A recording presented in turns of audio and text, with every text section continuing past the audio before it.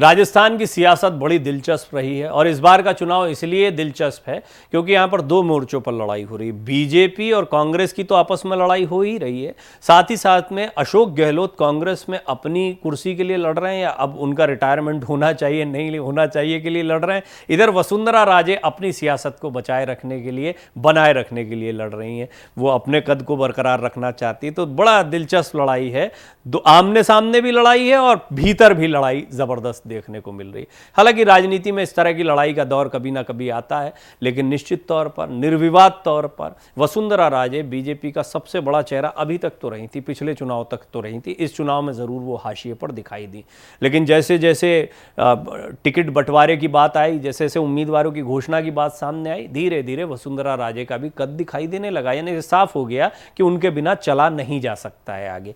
वसुंधरा राजे का भी रिटायरमेंट का कोई प्लान नहीं है। पूर्व सीएम ने खुद कई सवालों के जवाब दिए हैं, वो भी जान लीजिए। अब उनका कॉन्फिडेंस भी थोड़ा सा बढ़ा है।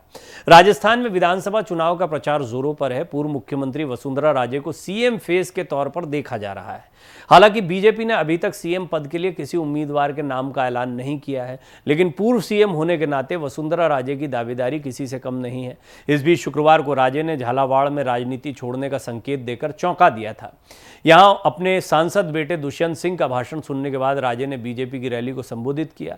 उन्होंने कहा, मेरे बेटे की बात सुनने के बाद मुझे लगता है कि अब रिटायरमेंट ले लेना चाहिए। राजे ने आगे कहा, आप सभी ने उसे इतनी अच्छी तरह प्रशिक्षित किया है कि मुझे उसे आगे बढ़ाने की ज़रूरत नहीं है। सभी विधायक यहाँ हैं और मुझे लगता है कि उन पर नज़र रखने की कोई ज़रूरत नहीं है, क्योंकि वे अपने दम पर लोगों के लिए काम करेंगे। आपको बता दें, राजस्थान में 200 सदस्यीय विधानसभा चुनाव में 25 नवंबर को मतदान है। 3 दिसंबर को काउंटिंग होगी। पूर्व मुख्यमंत्री वसुंधरा राजे शनिवार को झालावाड़ विधानसभा क्षेत्र से अपना नामांकन पत्र दाखिल करेंगी। इससे पहले शुक्रवार को उन्होंने पार्टी की रैली को संबोधित किया। यहां वसुंधरा राजे के बेटे और झालावाड़ 12 लोकसभा सीट से सांसद दुष्यंत सिंह भी रैली में शामिल होने पहुंचे। उन्होंने सभा को संबोधित भी किया। दरअसल राजस्थान में बीजेपी ने इस बार अपना मुख्यमंत्री चेहरा घोषित नहीं किया। ऐसे में पिछले कई महीनों से बीजेपी के चुनाव जीतने पर राजे की भूमिका को लेकर अटकलें लगाई जा रही हैं। राजे 5 बार सांसद और 4 बार विधायक रही हैं। उन्होंने कहा, आज झालावाड़ के बारे में पूछा जाता है। शुक्रवार को बैठक में उन्होंने क्षेत्र में 3 दशकों में कराए गए विकास कार्य गिनाए। क्यों शुरू हो गई वसुंधरा राजे के रिटायरमेंट की चर्चा, ये भी जानिए। राजे ने सड़कों, जल आपूर्ति परियोजना, हवाई और रेल कनेक्टिविटी का जिक्र किया। उन्होंने कहा कि आज लोग पूछते हैं कि झालावाड़ कहाँ है, लोग यहाँ निवेश करना चाहते हैं, अब मैं रिटायरमेंट ले सकती हूँ। ये बात उन्होंने कही थी, इसलिए चर्चाएं तेज हो गई। राजे ने कहा, अपने बेटे को बोलते हुए सुनकर अब मुझे लग रहा है कि मैं रिटायरमेंट ले सकती हूँ। उन्होंने कहा, लोगों ने सांसद साहब को सही प्रशिक्षण और स्नेह दिया और उन्हें सही रास्ते पर रखा है। उन्हें उनके बारे में चिंता करने की ज़रूरत नहीं है। राजे ने सरकारी भर्ती, प्रश्न पत्र लीक की घटनाओं और बेरोजगारी जैसे मुद्दों पर राज्य में कांग्रेस सरकार पर हमला भी बोला और कहा कि राजस्थान तभी फिर से नंबर 1 राज्य बनेगा जब लोग भाजपा को आगे ले जाने के लिए काम करेंगे। अब रिटायरमेंट का प्लान नहीं है, ये बात भी स्पष्ट कर दी है। वसुंधरा राजस्थान की पूर्व मुख्यमंत्री हैं और उन्होंने आगामी विधानसभा चुनाव के लिए अपना नामांकन फाइल कर दिया है। इसी के साथ रिटायरमेंट की अटकलों पर उन्होंने पूर्ण विराम लगा दिया है। वसुंधरा राजे ने यह भी कहा कि झालावाड़ मेरा परिवार है, इस परिवार में हम बहुत सी बातें करते हैं जिनका कोई राजनीतिक अर्थ नहीं होता है।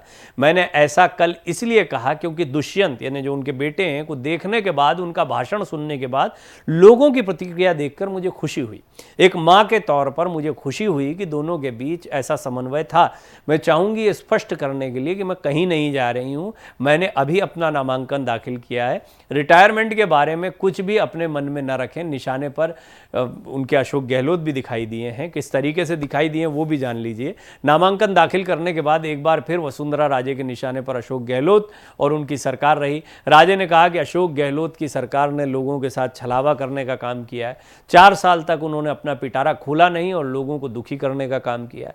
जनता समझदार है, जनता जानती है कि उन्होंने क्या किया है। मुझे पूरा विश्वास है कि परिणाम भाजपा के समर्थन में आएगा। जैसे जैसे चुनाव की तारीखें नजदीकें आई हैं, आप देखिए, अब सबसे ज्यादा चर्चा में वसुंधरा राजे सिंधिया आ गई और इधर से जो है सीधा सीधा एज बना लिया अशोक गहलोत ने। यह दरअसल इन पार्टियों की मजबूरी भी है।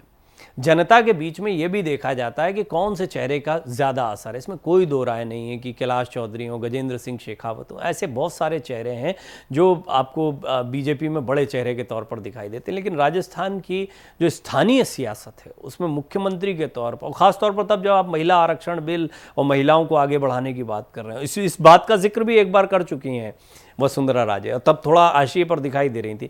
लेकिन अब ऐसा माना जा रहा है कि उनके जितने करीबी लोग रहे हैं उनको टिकट दिया गया, उनको तवज्जो मिल रही है। तो ये भी माना जा रहा है कि अगर उन्होंने अपने क्षेत्र में अच्छा प्रदर्शन किया और जो विधायक जीत कर आते हैं उनकी सहमति रही, तो वसुंधरा राजे सिंधिया मुख्यमंत्री भी बन सकती हैं यदि बीजेपी जीतती है तो।